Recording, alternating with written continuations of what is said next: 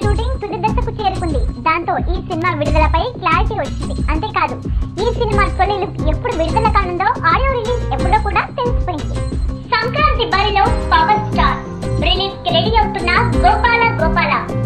Venkatesh Pawan Kalyan combination లో రూపొందుతున్న Gopala Gopala cinema shooting తుది దశకు చేరుకుంది.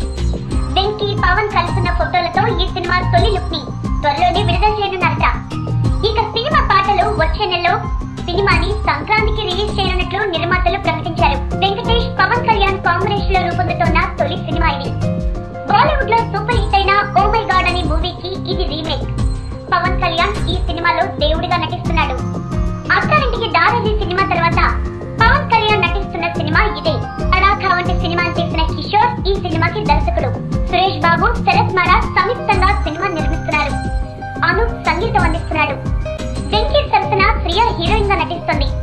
ఒరిజినల్ హిందీ సినిమాలో పవన్ కళ్యాణ్ పోషించిన పాత్రని అక్షయ్ కుమార్ చేశాడు. అందులో అక్షయ్ ది గెస్ట్ రోల్. అయితే తెలుగు వెర్షన్ లో పవన్ కళ్యాణ్ పాత్రని పెంచారట.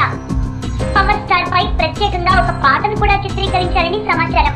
సీతమ్మ వాకిట్లో సిరిమల్ల చెట్టు సినిమాతో వెంకటేష్ మల్టీ స్టారర్ సినిమాల ట్రైన్ మొదలు పెట్టాడు. ఆ సినిమా గతేడాది సంక్రాంతికి విడుదలైంది. సినిమా సూపర్ హిట్ అయింది. అదే సెంటిమెంట్ తో ఇప్పుడు పవర్ స్టార్ తో చేస్తున్న మల్టీ స్టారర్ ని కూడా పొంగల్ కి రిలీజ్ చేస్తున్నాడు వెంకీ.